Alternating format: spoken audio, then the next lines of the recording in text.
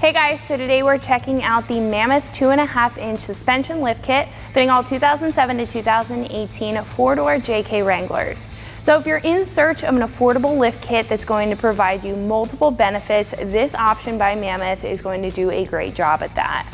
Now this is going to be great for any Jeep owner looking to improve their ground clearance, whether they want to take their Jeep out on the trail or they just want to create a more defined stance, considering that this will also eliminate the factory rake. Now this is also going to open up a lot of room inside the wheel well for larger wheels and tires, which will be great if you're looking into a new set of wheels and tires for your Wrangler, and this will also give you some better room for up travel and better articulation while you're off-road. Now what I do really like about this option is that it's going to keep it affordable, but it's also going to give you everything that you need in order to give you that 2.5 inches of lift.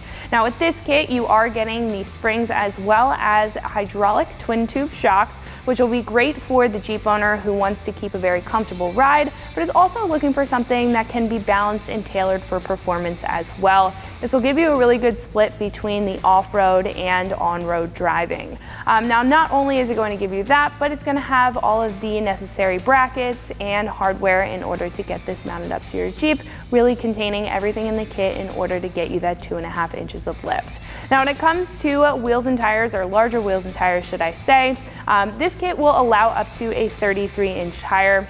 Now that is going to give you the most comfortable fit. It's going to allow a room in the wheel well for better up travel and articulation off-road, like I mentioned, so you will get a decent amount of space for that inside that wheel well, and it's also going to fit very comfortably and fill out that wheel well pretty nicely for a good aesthetic or a more defined aesthetic for your Jeep. Now when it comes to 35s, I would not recommend them for this kit. You may be able to physically put them on, but you're not going to have a lot of room and you may get some rubbing, especially if you have that front splash guard installed. You may have to do a little bit of modification in order to get those on. So again, I would recommend it sticking around a 33-inch tire. Now when it comes to pricing, like I mentioned before, this is going to be an affordable kit running you about $400 for the entire kit. So again, in my opinion, I think that this is a very inclusive kit for that price point. Some of the choices available on the page are usually going to include less components if they are a little bit less expensive, and more components if they are a little bit more expensive. That's kind of how lift kits work. The more or less components kind of determines that price point, and this is going to sit right in the middle. So if you are looking at some other options that are a little bit more affordable, you may see options that will include spacers instead of the springs, or may not include shocks in the kit. They may include shock extensions. Now on the other hand, or the other side of that, some more expensive options are usually going to include a little bit more. So they may come with more brackets to accommodate for that extra height. They may include some control arms, lower control arms in the kit, or brackets for that. And then some other more advanced options may include all 8 control arms. So kind of comes down to your personal preference and your application on what you're doing with your Wrangler. But again, I think if you're looking for an affordable kit that's going to be pretty inclusive for what it is going to allow, you're looking to stay around that 2.5-inch lift size, and you're also looking for something that's going to be a great split for off-road and on-road driving, then this option by Mammoth is definitely going to be it. Now when it comes to install, I'm going to give this a 3 out of 3 wrenches on the difficulty meter. This is going to require a decent amount of work and a little bit of a mechanical expertise in order to get this on. However, if you are ready to tackle that, this is going to take you about 5 hours to get the job done in your driveway with some specialty tools as well as some pretty basic hand tools. So speaking of the install, let me walk you through that right now. The tools that I use for my install are pneumatic impact wrenches, a cutoff wheel, an electric impact wrench, a socket set ranging from 21 millimeters down to 10 millimeters, a 16, 18, and 19 millimeter swivel socket, a couple of extensions, a 19 millimeter, 18 millimeter, and 11 millimeter wrench, a 16 millimeter and 14 millimeter ratcheting wrench, a pair of vice grips, a pair of channel locks, a dead blow, a trim removal tool, white lithium grease, and a can of PB Blaster. So the first step to this is to take off our wheels and tires. I'm going to be using a 19 millimeter deep socket for this. It's going to be pretty much standard for all of the JKs. However, it may depend on your lug nuts. Now we are going to be starting in the front, so if you are on a jack and jack stands, you will need to take off the front wheels and chuck the rear wheels. However, since I am on a lift, I'm going to be taking off all 4, and then we can get started up front.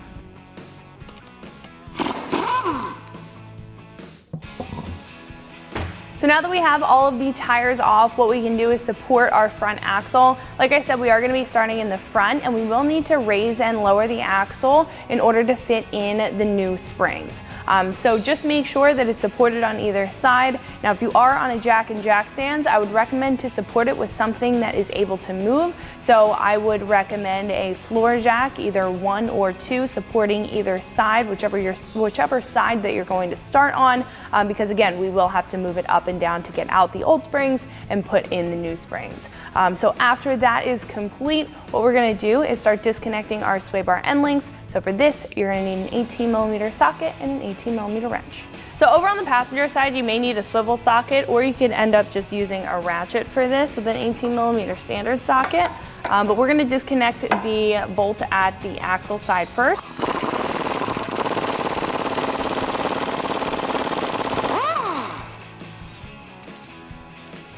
So after that's out, we can do the same thing on the other side and then head to our track bar.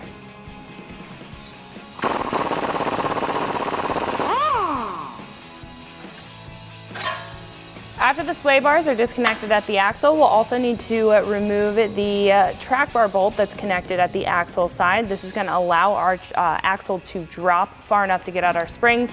I'm going to use a 21mm socket in order to remove that. Now the axle is going to shift once you take this out, just be mindful of that. You can grab the flag nut on the back. We'll reconnect that at a later point. Next, we can disconnect our brake line brackets. I'm going to start with the one up at the frame rail using a 10mm socket.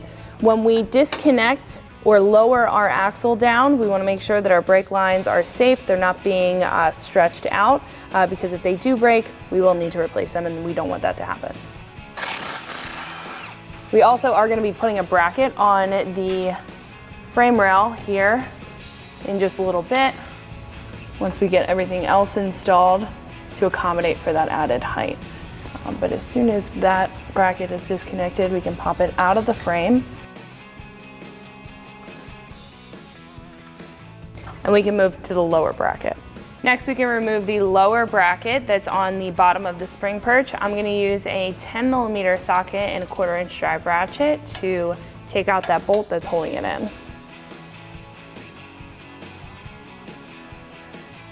Now this is just going to give some extra slack to the brake line, again to make sure that none of the brake lines are stretched out.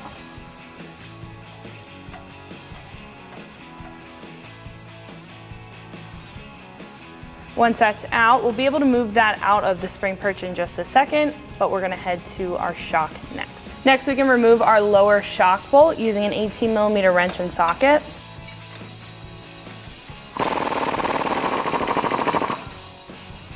Now you may have to put a little bit of pressure on the axle in order to get that bolt out.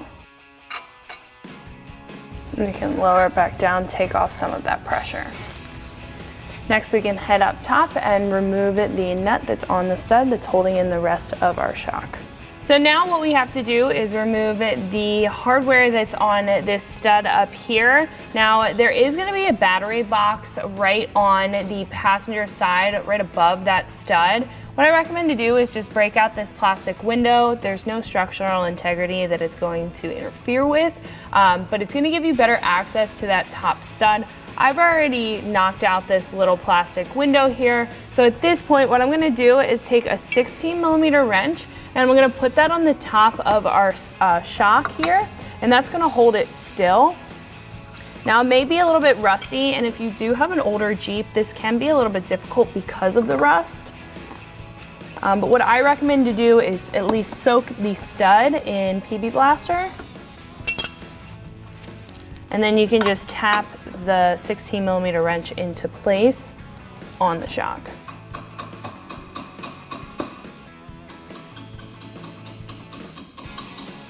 All right, so because the shock does move around, and it will move around once we start loosening up that nut up top, this is going to hold it still. So I'm going to take a 16mm ratcheting wrench and put that over the stud, and then we can start to loosen that up.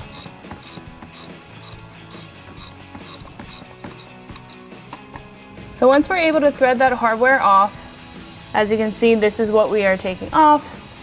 We can wiggle the shock out from the lower shock mount and just drop this out of place, making sure to grab the bushing and the cup washer that's gonna still be on top of the strut perch here. Maybe a little bit difficult to grab because there's not a lot of room. We wanna make sure that that's out of the way. And then we can repeat that process for the brake lines as well as the shock on the other side. Now that everything is pretty much disconnected, what we can do is lower down our axle to take out our springs. I would just keep an eye on your brake lines, even though we did disconnect them. You just want to make sure that you're watching them when you're lowering the axle. And you also want to make sure that you watch the breather hose. You may be able to just pull it off the differential if you need to, but sometimes you don't necessarily have to. So at this point, we can just evenly lower down our axle as far as we can to take out those springs. So now that our axle is pretty low, what we can do is maneuver our spring out, pop it over the spring perch, and wiggle it around the rest of the suspension, and do the same thing on the other side.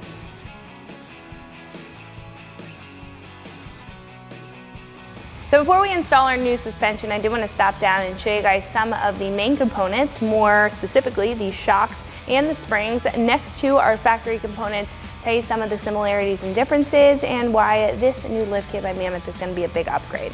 Now starting off with the springs, these are going to be significantly higher than our factory ones. So our factory ones are going to give us that stock ride height, and it's also going to give us that stock ride quality in conjunction with our shocks here. And now when moving over to our new option, not only are these going to be a lot thicker and a lot more durable and longer lasting than our factory ones, these are also going to be a lot taller. That's what's going to give you the height out of this lift kit. So they are going to be about 2.5 inches taller with a progressive spring rate. So they are going to feel very comfortable and very similar to the ride quality that you're used to with your factory springs on and off road. They are just going to give you that height out of the lift kit. Now moving on to the shocks, this is where you're really going to feel that difference in ride quality. I would say that it is going to come out almost the same. So you are getting that ride quality, but you're also getting that performance with these shocks because overall build of the shocks is very similar. But with this new option by Mammoth, this is going to accommodate for the added height with the springs, so they're not going to wear out as fast. And they're also going to be built for performance, not only for on and off-road. Now there are two kinds of shocks when we're taking a look at shocks, and you'll see other options available in different lift kits. There's usually a hydraulic shock, which is very similar to the factory shock, and then there's a nitrogen charged shock, which is more for high performance situations if you're looking to do that. This option is going to be a hydraulic shock. So this will have a twin tube hydraulic design, which is very similar to the factory one. Now the big difference here is not only the fact that these are going to be brand new, so we're not going to have any of that excess wear and tear. These are going to come with new hardware, new bushings, and really new everything to make sure that these are going to last a long time. But these are built for on and off-road, like I mentioned before.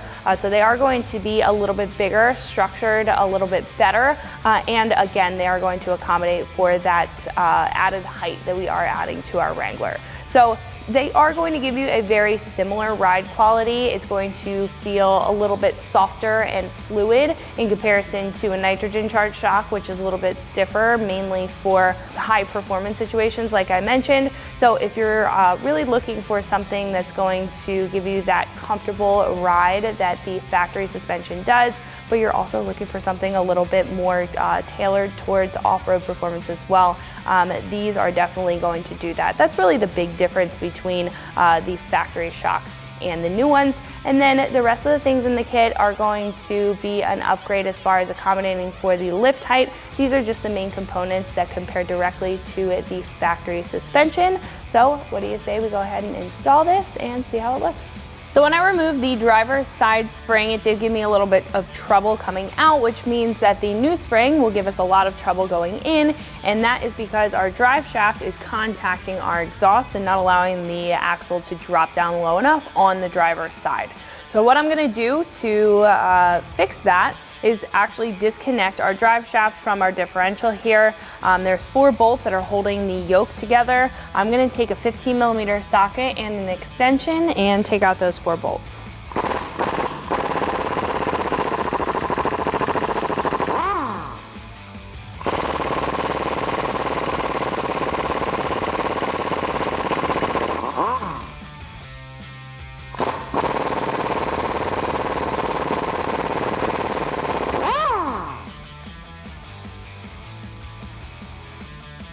If you're able to, you can rotate the drive shaft. May have to lift up on the axle to get it off of the exhaust in order to rotate it to get a better angle.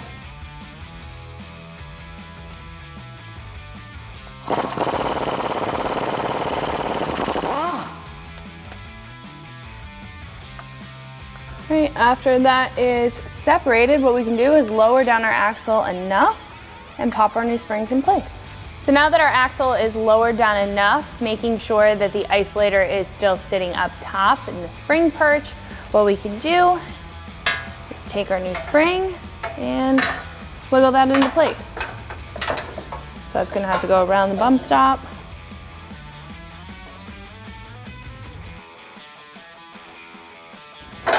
You need to lower it down more, you can, just to get that to fit in.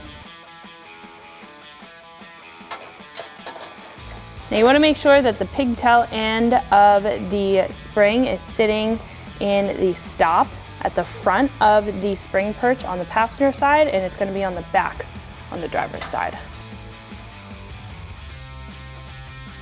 And so it springs in, you can just raise it up a little bit, and then we can do the same thing on the other side.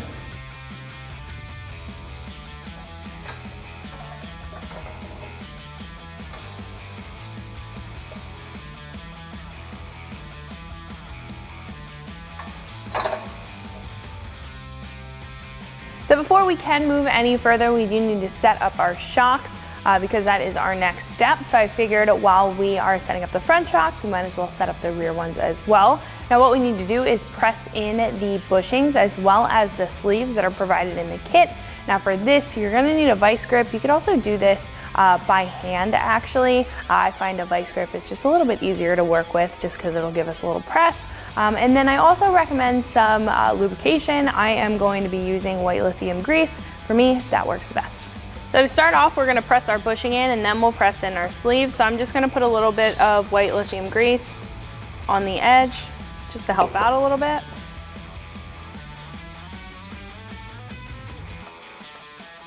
We can open up our vise and press that through, and it should kind of just slide into place.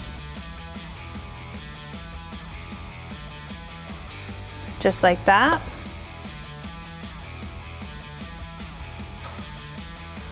With the bushing clamped, you can kind of move the shock itself and get that set. Now we can do the same thing for the sleeve.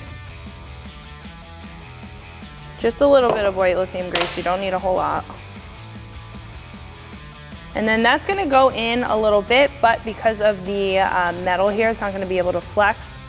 So we're just going to open up the vise and press that down on in.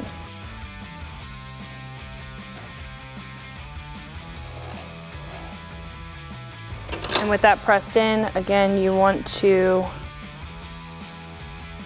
kind of wiggle it around, make sure that it's centered. Then we can repeat that for the other 3 shocks.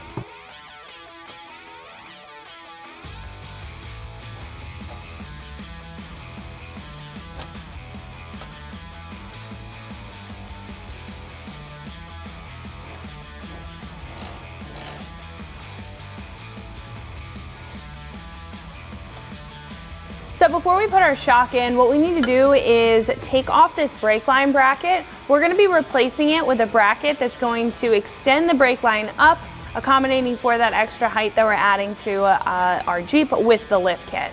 So in order to take this off, I will have to make a notch with a cutoff wheel here and peel it back. I'll show you guys that in just a second. But to get us started, we wanna make sure that it's anchored.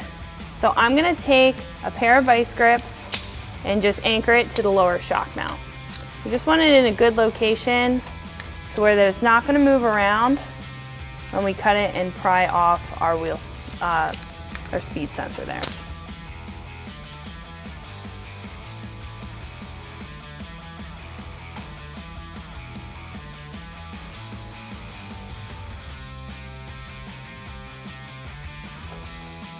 So what I'm going to do now is remove the wheel speed sensor line or the ABS line here. Just using a trim removal tool, and I'm just going to pop those little clips out of the bracket.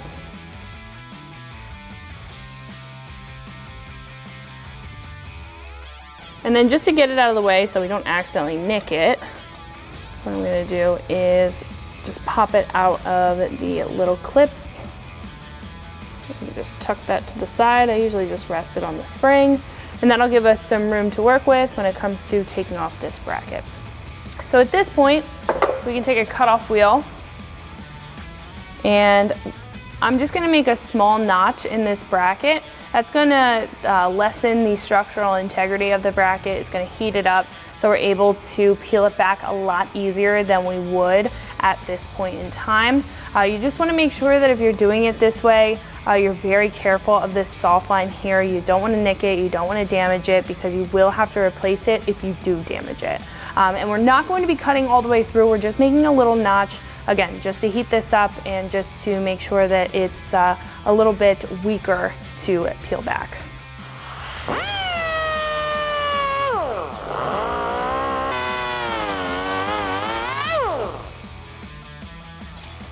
So once it's heated up, and there's a small notch, you can take a pair of channel locks and you can kind of roll it back.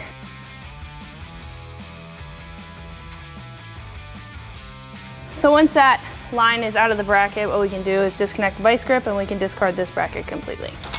Now what we can do is take our provided bracket, and this is going to have a tab. It's going to align with the bottom of the spring perch, and it's basically going to be set up the same exact way as our factory one. Gonna have to kind of wiggle and tap that in there. Might be helpful to just grab a dead blow just to get it positioned. Once it's wedged in there, it's not going to go anywhere. Then we can take our provided hardware, which is the provided bolt, washer, and nylon lock nut. We can put that through.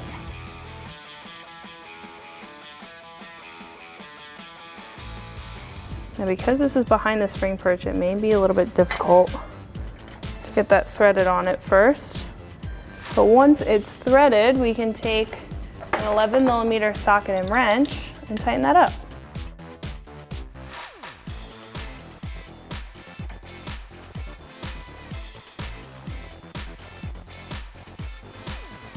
So after the bracket is installed, we can take our ABS, or our wheel speed sensor, and we can put that into the top location. All we have to do is just press those clips through.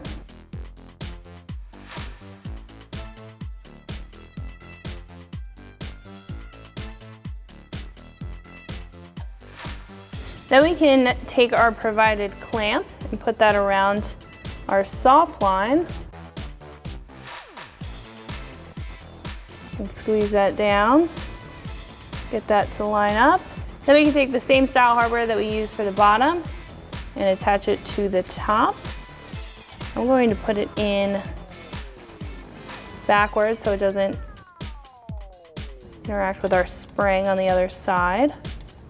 We can thread on that nut, and then we can use that same 11mm socket and wrench to tighten that up.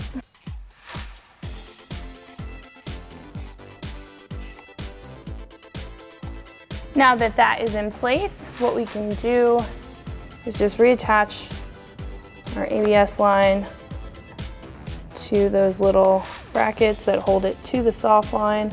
Now after this bottom one is attached, we can move to the brake line bracket up top. So we can just hook our bracket in, align that bracket with the factory mounting location, take our factory bolt, and we can tighten that up with a 10mm socket.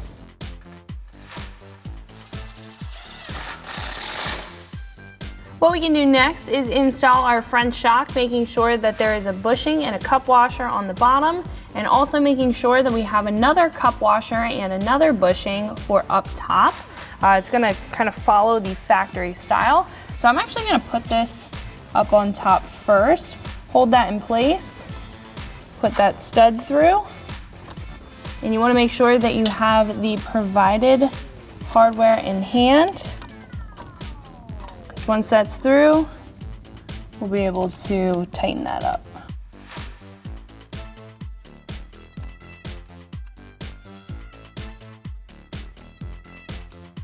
So now that that is threaded on, what we can do is take a 14mm ratcheting wrench and we can tighten that up. Now you are gonna have to hold the shock so it doesn't spin.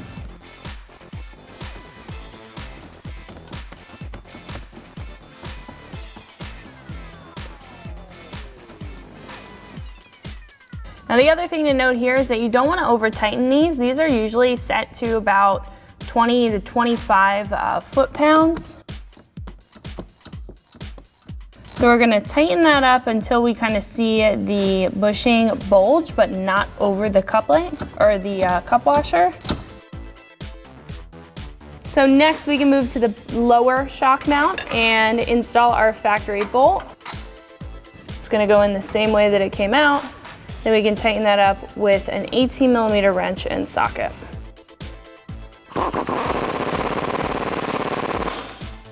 After that is tightened up, we can repeat that same process for the brake lines and the shock on the other side. So after we've taken care of our shocks and our brake lines, we can attach our sway bar end link bracket. Now this is going to relocate the sway bar end link from this bottom mount here up to the top to accommodate for that added height. There's going to be a cutout for the axle, so these are going to be side specific. And we're just going to place that right around the axle like that. It should sit pretty flush and line up with that lower mount. We can take our provided hardware and secure that. It's going to be the 19mm bolt, flat washer, and 19mm nylon lock nut. So once that is on there, we can tighten it up with a 19mm socket and wrench. Now on the passenger side, again, there's not going to be a lot of room, so I am using a swivel socket. After that is installed on the axle, what we can do is connect our sway bar end link. We'll be able to move our sway bar up and down to get that lined up. Use our factory hardware and secure that down. We can tighten that up with an 18mm socket and wrench.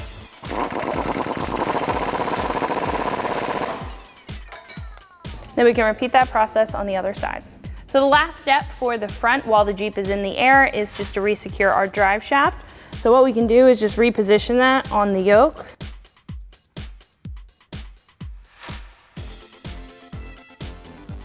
Then we can take our factory bolts. I recommend hitting these with a little bit of blue thread locker, and we can secure them back into the yoke there.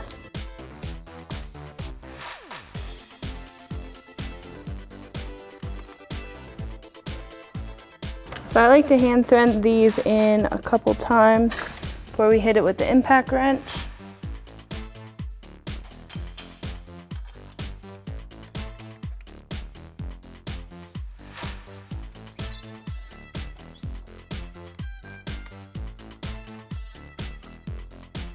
Then with that 15mm socket and the extension, what we can do is tighten these up.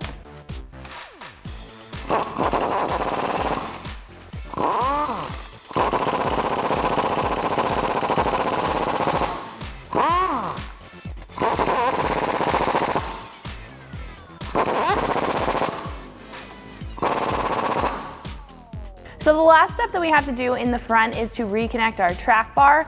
We do have to do that on the ground. So for the time being, we're gonna head to the back and install our suspension back here. Now our first step back here is to disconnect our rear track bar. And again, I'll be using a 21mm socket.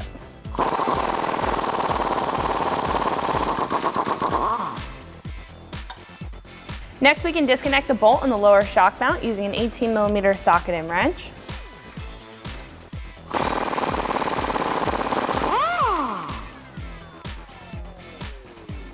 Now you may have to tinker with the axle height, kind of lift it up a little bit in order to get that bolt out.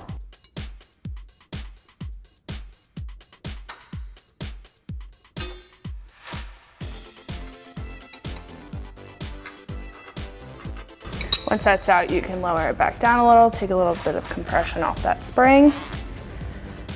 And then we can head to the two top bolts that are holding in our shock here.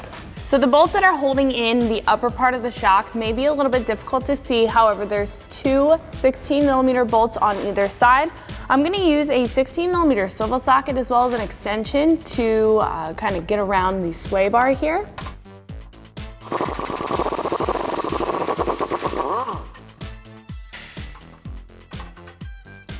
Now when you're taking out that second bolt, just make sure that you have a hand on the shock.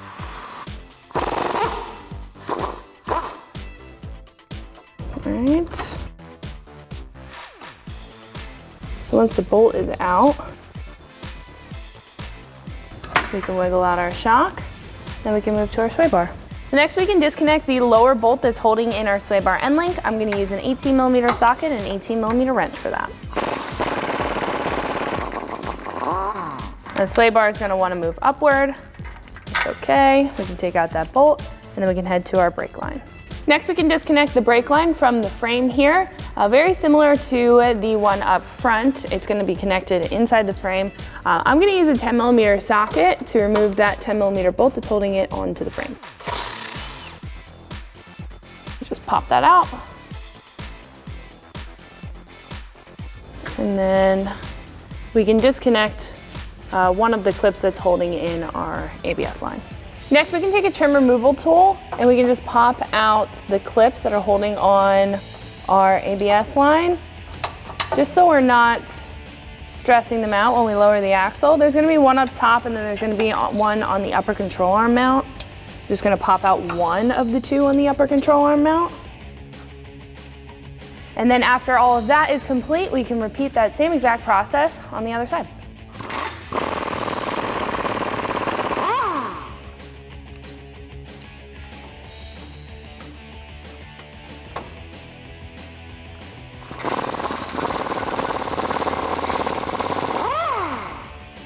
So now at this point, what we can do is drop our axle and lower it down so we can get out our springs. Now I would recommend to just wiggle off this breather hose just to preserve the line.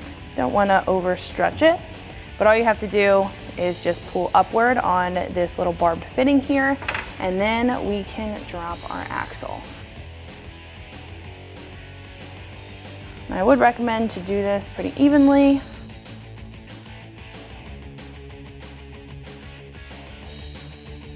So as you can see, this emergency brake line is kind of stretched out.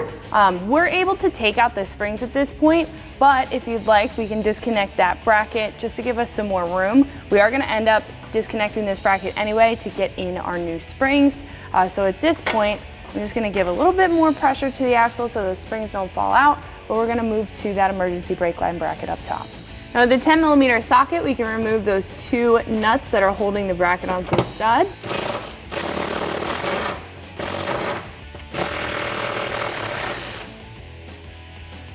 Now for right now, we're gonna leave the bracket on there because we may be able to reconnect it later depending on how it sits with the new springs.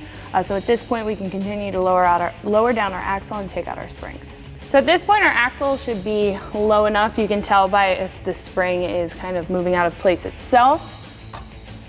I'm gonna go ahead and pop this out. And now that the spring is out, we will be reusing this, so just put that on the axle for the meantime.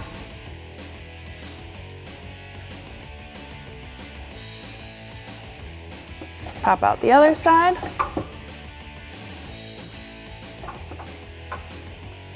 And we'll be reusing that isolator.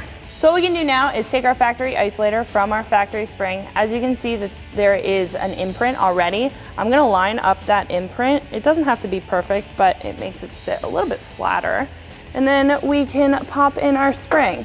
Now you may need to lower the axle a little bit more just to get that new spring in place and over that spring perch there. right? And then before we compress our axle and compress our spring, what I'm gonna do is install the other side.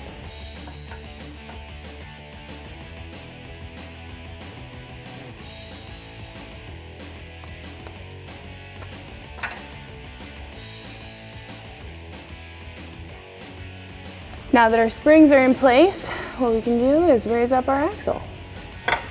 Now you want to make sure that the spring is centered.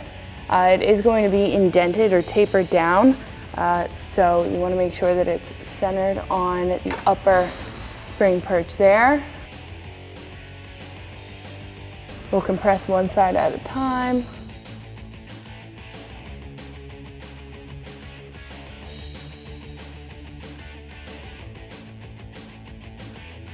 Now once our new springs are in, we can repeat that same process of the uninstall pretty much backwards. So our next step is going to be to attach our brake line brackets. So we are going to be relocating our brake line bracket here with another brake line bracket. So this is just going to drop it down so the soft line is not overextended because of that 2.5 inches of lift that we added. So I'm going to plop that into the little cutout there. These are going to be side specific, so just make sure that the bracket is going to be able to sit in there inside the frame, and it's tilted backwards, so towards the rear end of the Jeep. Then we can take our factory hardware and thread that into that mount. We can tighten that up with a 10mm socket.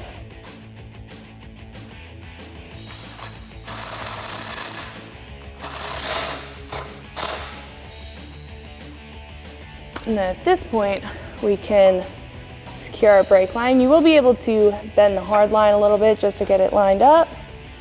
Then we can take our new hardware, which is the same hardware that we used with our front brake lines, the 11mm bolt flat washer and nylon lock nut. We can thread that onto the back. Then we can tighten that up with an 11mm socket and wrench.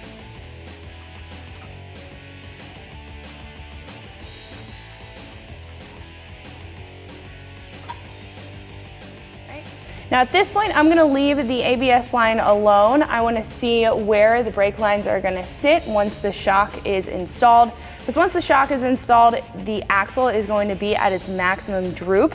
So if you were to go off-road and fully articulate, that axle droop is going to be the max with the shock in place. So our next step is to reconnect our sway bar end link. So next we can take our factory hardware and secure down our sway bar end link, tightening that up with an 18mm socket and wrench.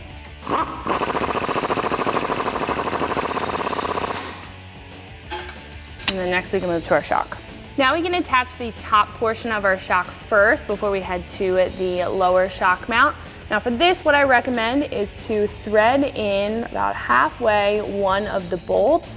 Now this is going to act as an anchor, so we can attach the one tooth of our shock onto that bolt, press it up against that mount, and thread in the other bolt.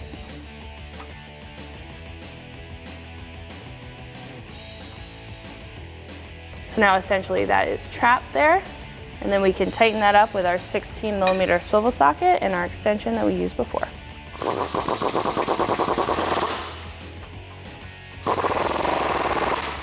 So next we can connect the lower part of our shock.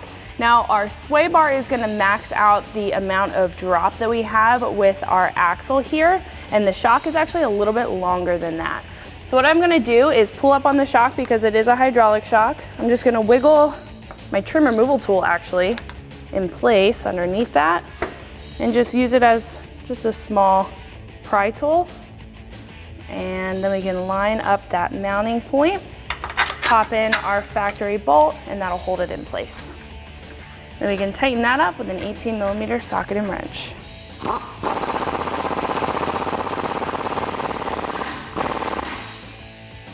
And at this point, we can repeat that same exact process on the other side.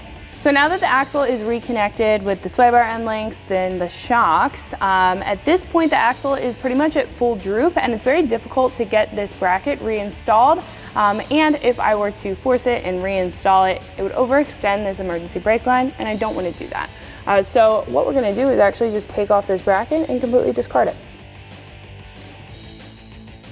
So this is a little bit tricky to get off. Just kind of have to weave the brake line bracket up and out. Or you can kind of do the same with the other one.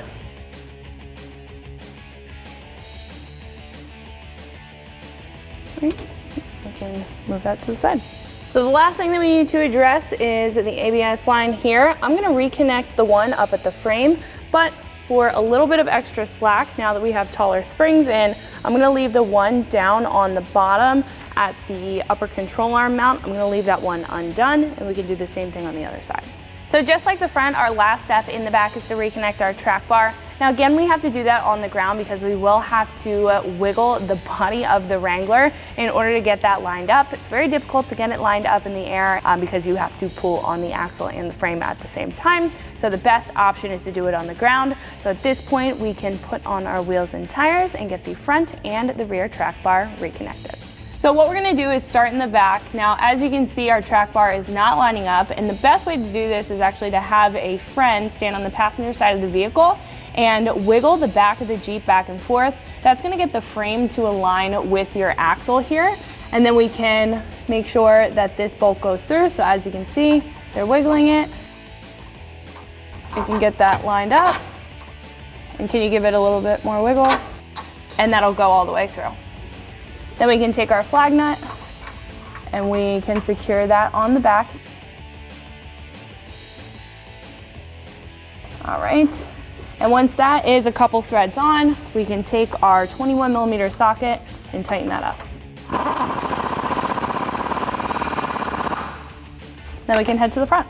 Now in the front, instead of the wiggle, what we're gonna do is have someone sit in the driver's seat, and what you can do at this point is have them turn the wheel back and forth in order to get this lined up.